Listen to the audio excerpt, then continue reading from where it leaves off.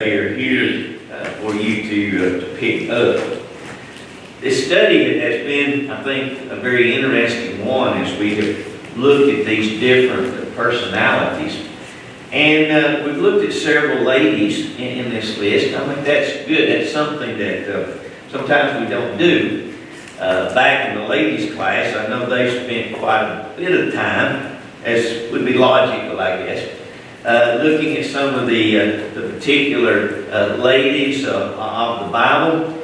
And I'm glad that it does this because I think a lot of us men, when we're being honest, would have to admit that our wives are stronger in their faith than we are, at least at times. And some of us have been converted by the faithfulness of our wives. So that's pretty common, I think, across the board when you think about that. So the faith of these women, the courage and the dedication that they have truly has led to the salvation of a lot of men down through time. In fact, what is it in Titus, where it talks about the faithfulness of the wife may very well result in the conversion of a non-Christian husband. And I'm thankful for that. Our lesson questions are over on page 122, and we will look at them, and as we do occasionally, at least, and get our comments directly from them. Number one, what did Mary do when Jesus initially went to her house?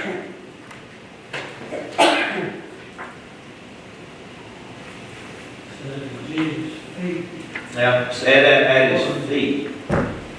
And I think, that is one of the very significant lessons that we see here.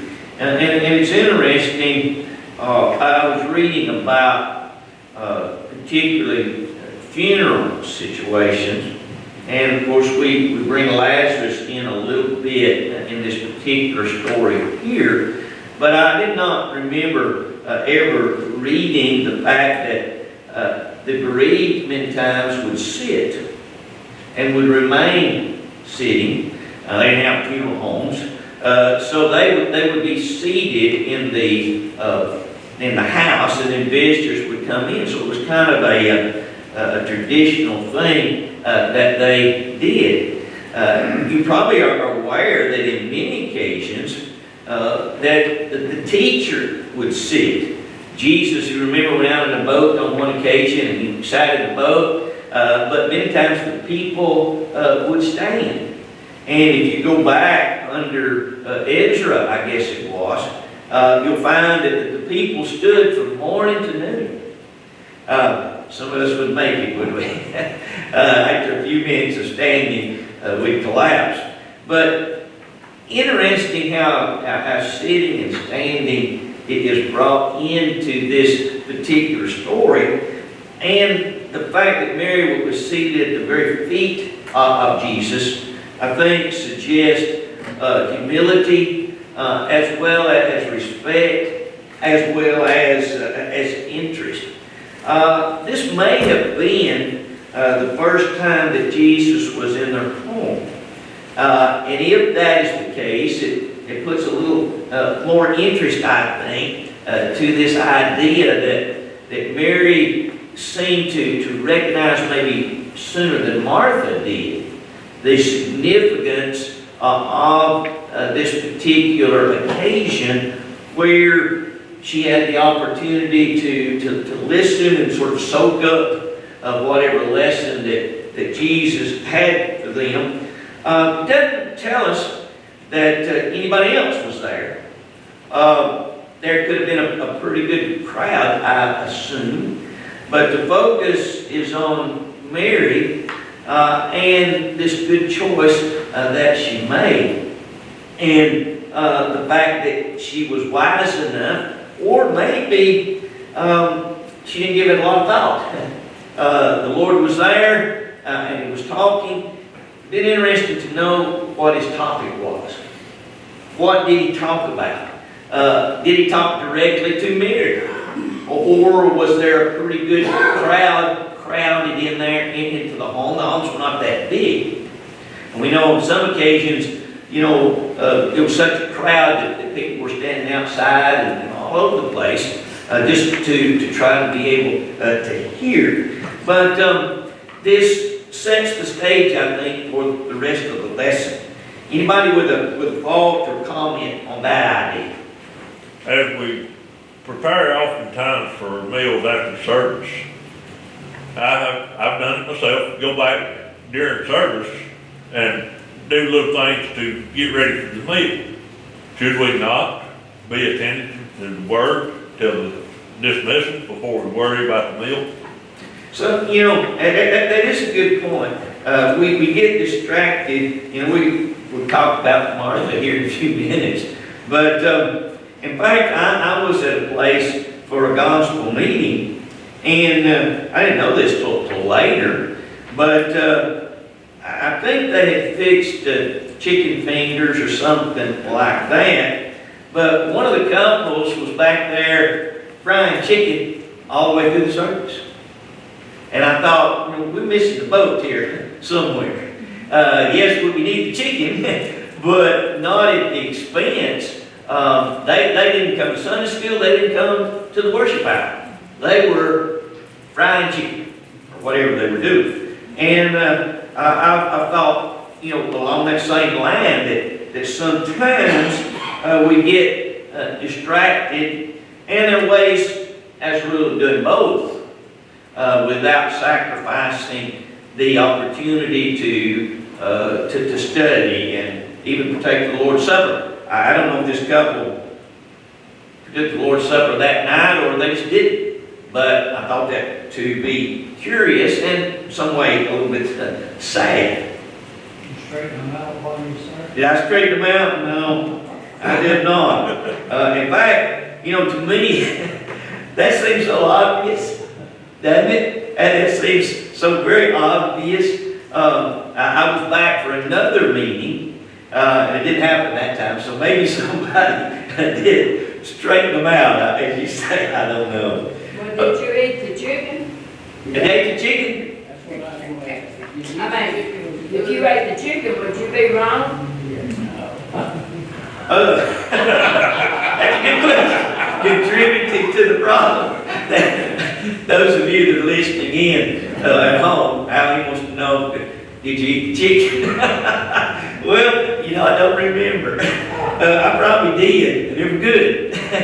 But that leads to another thought, that maybe sometimes we contribute to something that is not really good because of our involvement, and maybe contributing to it without even realizing that we are contributing to something that maybe shouldn't be done in that particular way. So not only do my actions reflect on my soul, but my actions also very well will influence somebody else.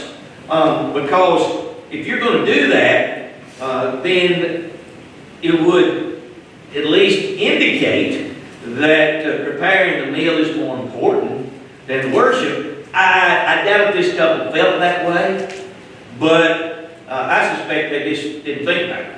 But I don't know. Actions speak louder than Yes, words. they do. Very loud. Question number 2. What distracted Martha? The very thing we just talked about, service. All the serving. Yeah, is serving wrong? No, we must. As a rule, no. It's one of those yes and no.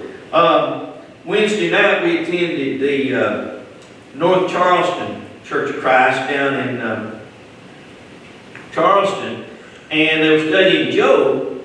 And one of the questions that the teacher asked was, did the heartache and the pain that Job had to go through or endure, was that because he was a sinful person? And I think the answer is yes and no. he was a sinful person, and sin did create a lot of problems. Doesn't mean that Job did that, but maybe in one sense you could look at it that way. But obviously a lot of pain and heartache comes on people that they had absolutely nothing to do with creating or causing that. But I think this question is a little bit yes and no. What am I giving up while I am serving? Is the issue, and it's sort of good or better.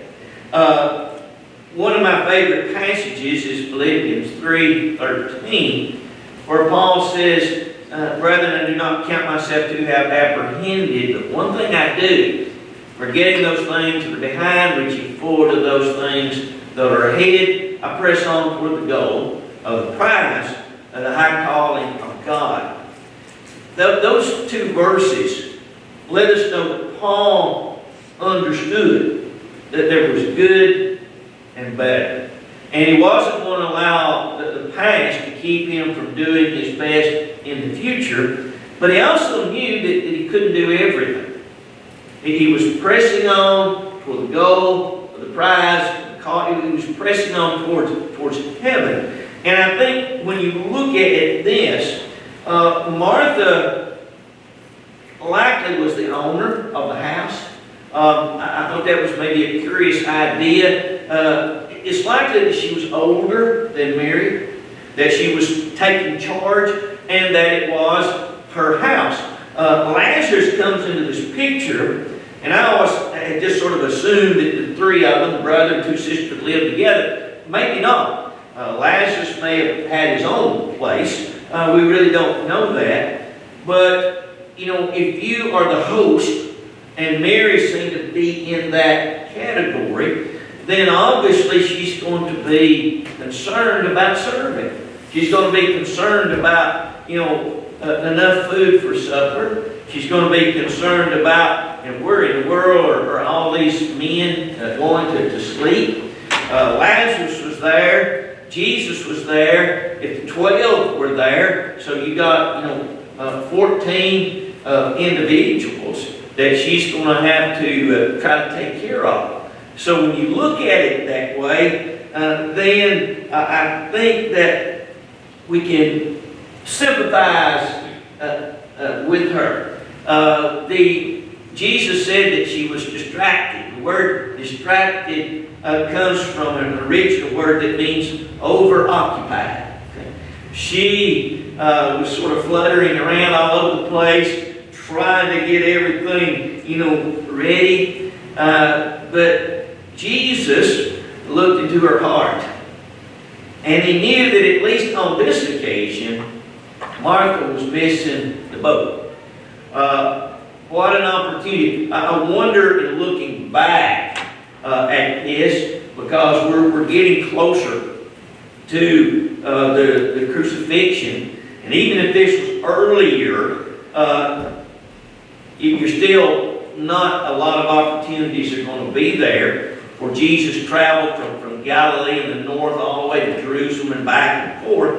I wonder if Mary or Martha looked back and got the point, realizing that supper's going to have to be a little bit late, or it might not be as warm as you want it to be, and everything else can take care of itself.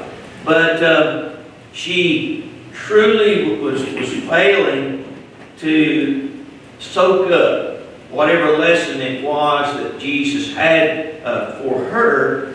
And she was doing so not because she was doing something wrong or something bad, but there was something better. And we apply that to ourselves.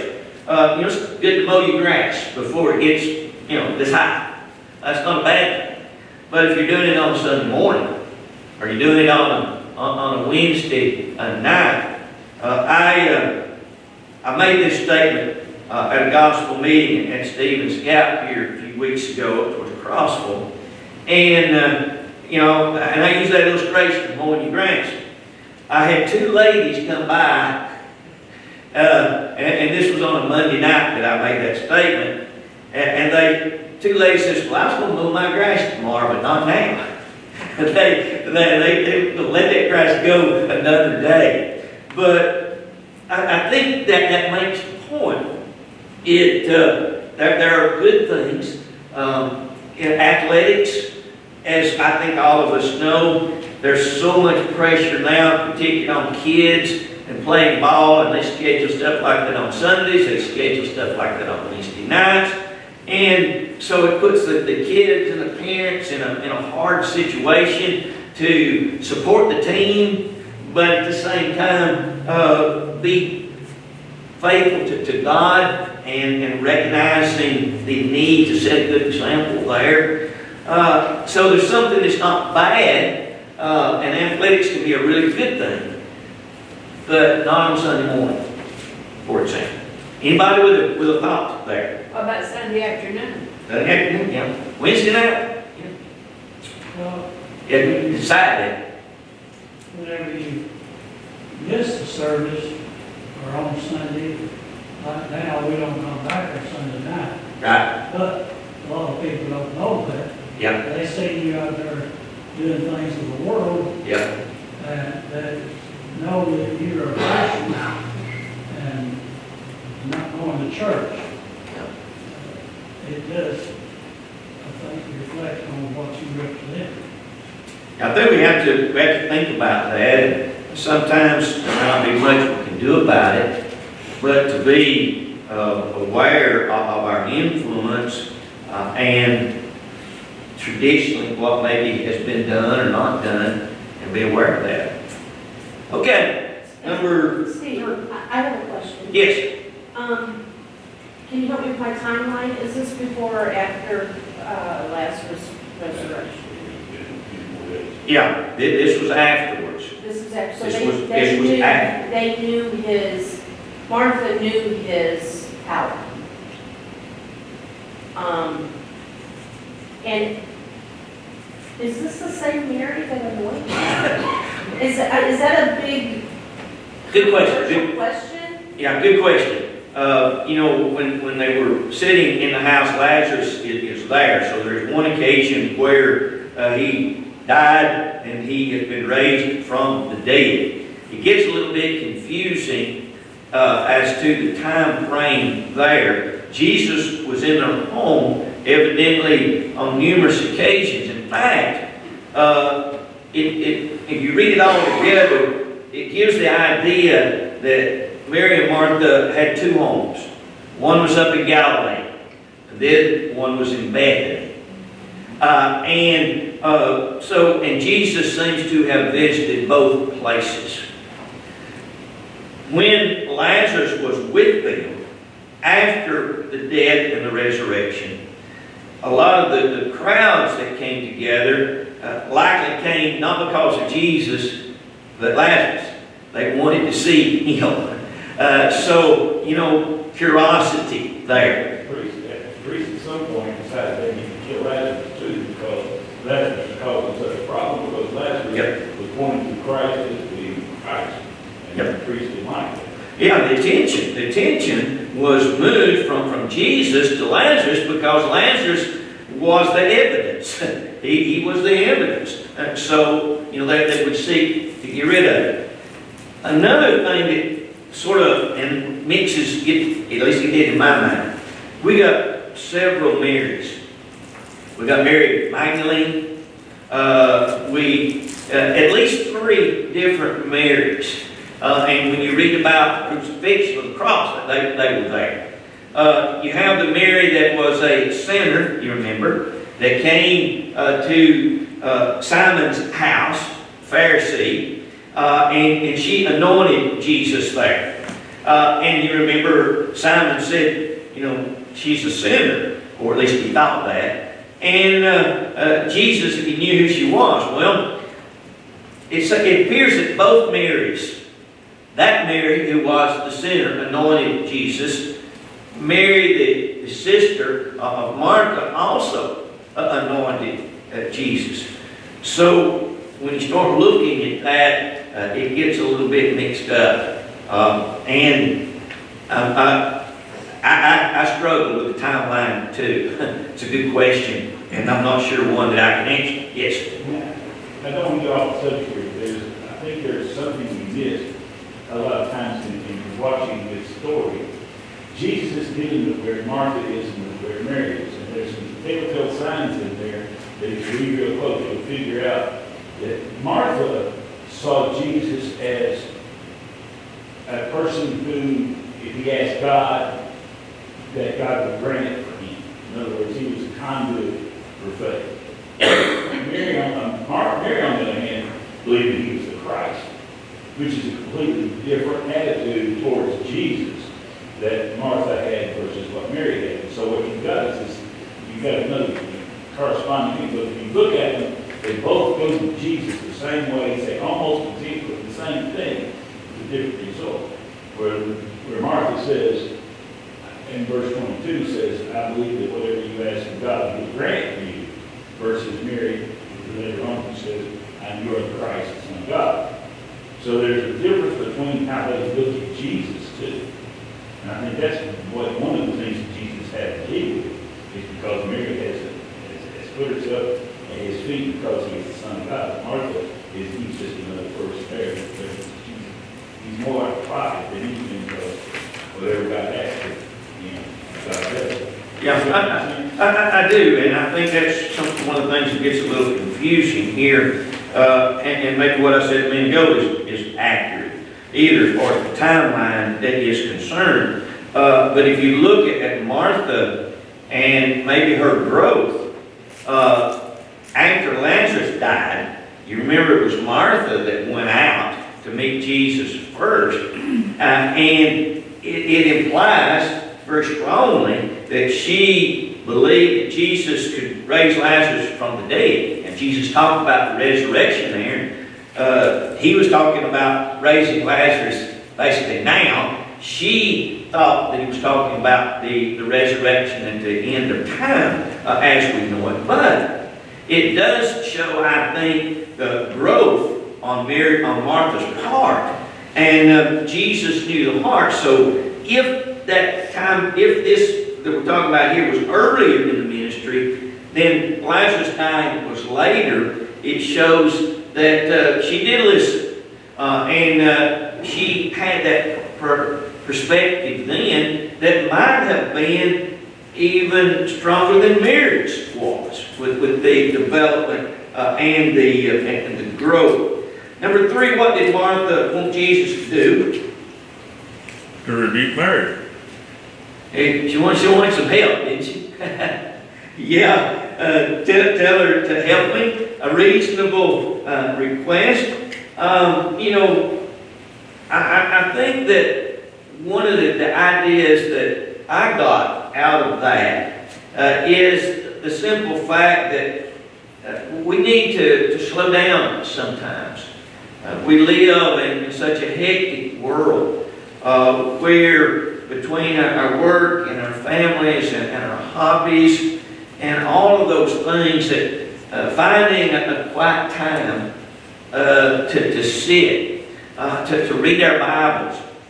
You remember Jesus on different occasions had to go away by himself so that he could pray. And he did that on a number of occasions, and he mentioned it to his disciples. And no doubt later they remembered that. To take time to contemplate, to take time to meditate. In Psalm 1, the psalmist there talks about meditating day and night, thinking about the Lord and thinking about the way that we need to live and dealing with our issues. So I think that even though this was a reasonable request on the part of Martha, Jesus obviously knew that she was missing out on something that could not be gotten back. If you missed an opportunity to sit at the feet of Jesus, yes, you might do it later, but you miss out on that opportunity. You miss out on that time with him. Number 4, where did Mary, Martha, and Lazarus live? Bethany.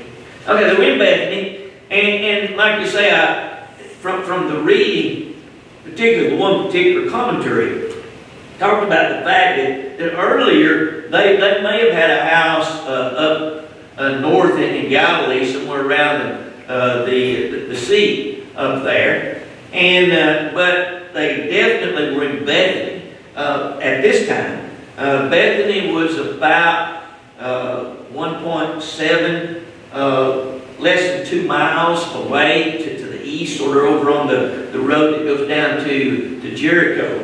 So the distance was not very great, and Jesus seemingly had the habit of staying with them when he was in that particular area. He could go back and forth easily to Jerusalem. So they,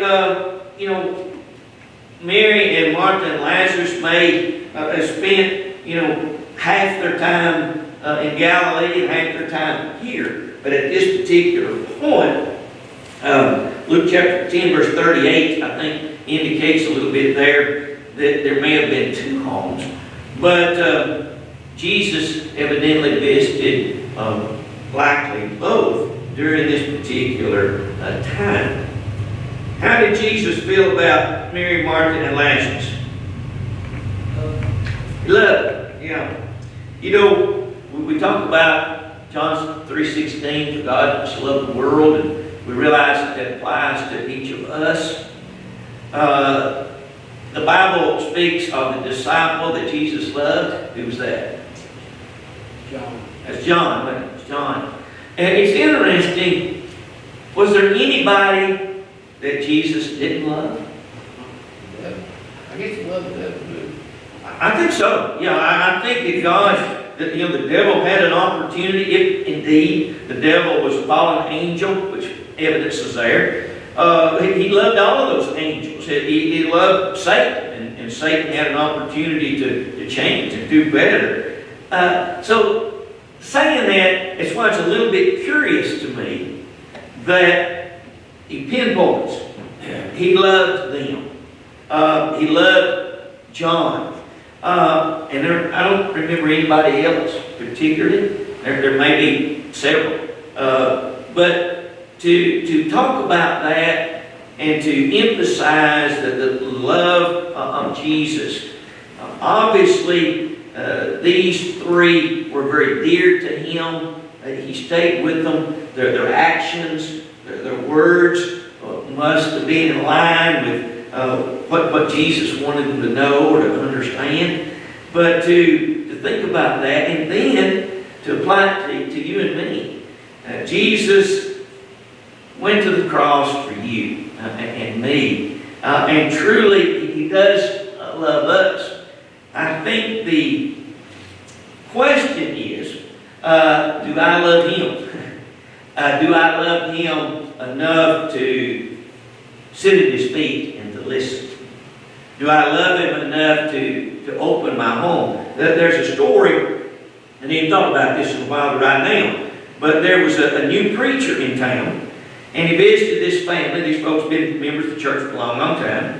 And so early in the day, he visited his home. The mother of the house was there. The father, husband was off at work.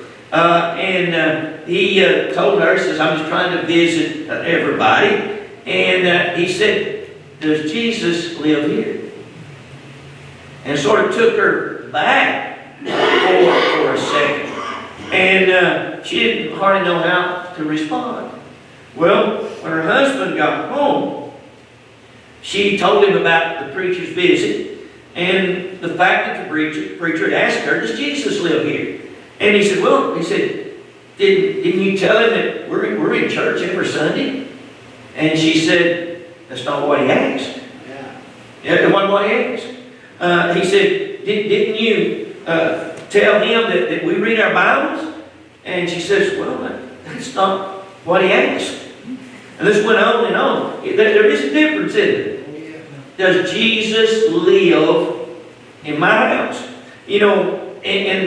Our words, our actions, and all these other things that the husband was thinking about, and that's a part of it. But, you know, it's sort of like Martha. Jesus was actually in the house, but she wasn't paying much attention to him. And that could be true with us, that we are not truly giving Jesus time as we pray, and as we read our Bibles, and as we try to conduct ourselves properly. But, he loved this couple. And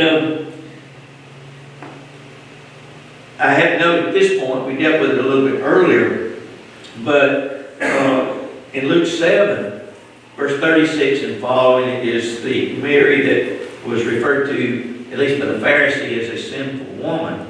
And it seems that she had been, but she's repented of that. And she anoints Jesus on that particular occasion.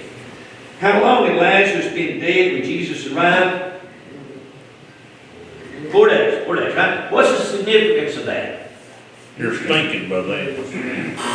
Okay, one answer. What?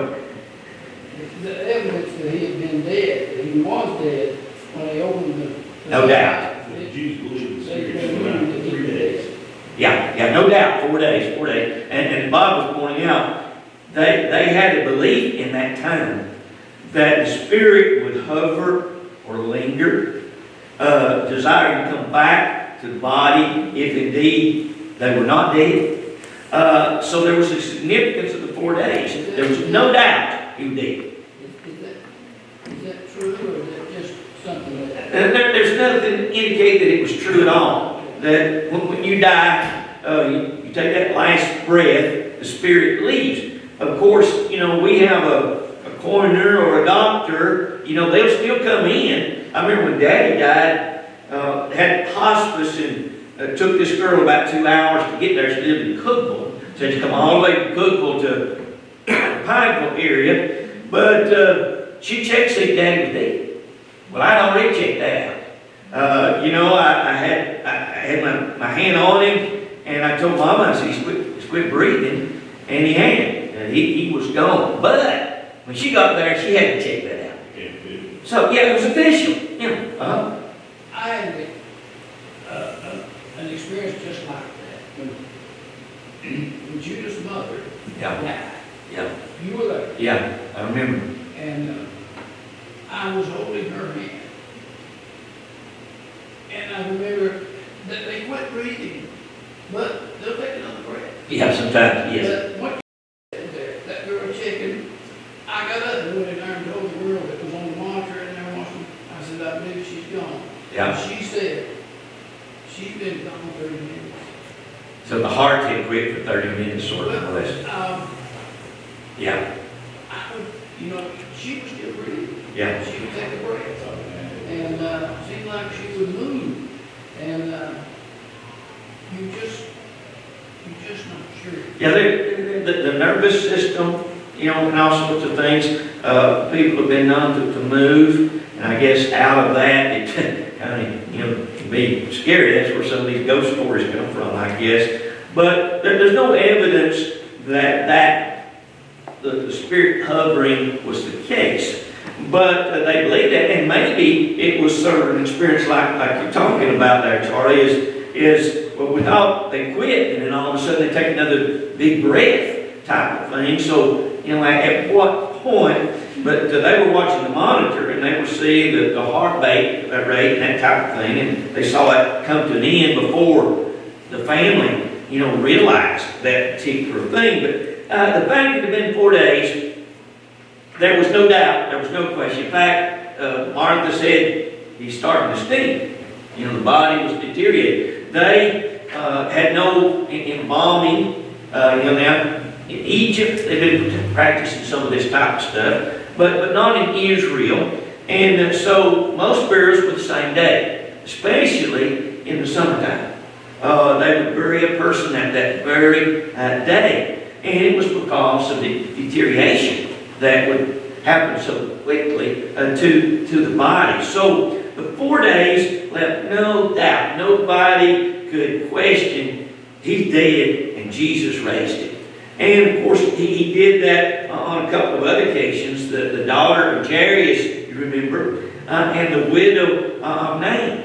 And actually, they were carrying him to the cemetery, you remember. He's already in the casket. Jesus sees the procession and raises the young man. So there was no question there either. Although that likely was the very same day that he died.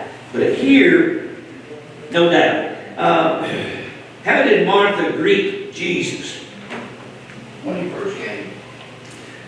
Oh, you talking about? At this point where Lazarus has died and been dead 4 days, you know. Oh, she went down there. He went out to meet it, yeah. And Mary is sitting in the house, likely with others that had come to mourn. But Martha goes down the road wherever it is and meets him. It's an interesting conversation where she said, Lord, if you've been here, she really believed evidence that if Jesus had been there, Lazarus would not have died at all. And so there's the discussion about the resurrection. Yes, sir.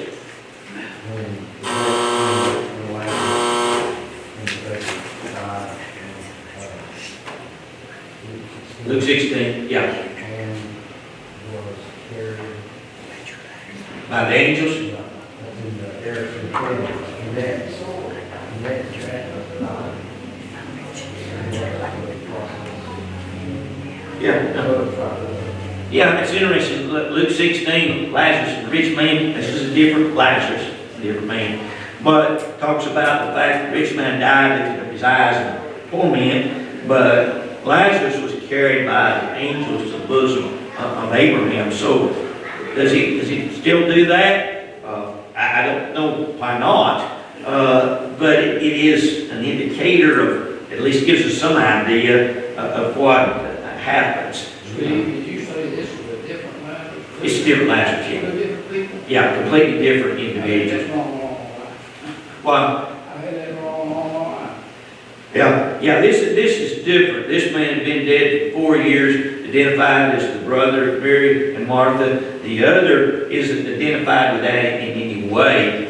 And actually, it was later. Luke 16 recorded. For some of this, go back to Luke 7. He was a beggar. He's a beggar. Nothing to indicate this Lazarus. Anything to do with that. Okay, I appreciate it. This was a really good lesson. I hope that you gained some things. We talked about half of what I had. Next week it will be on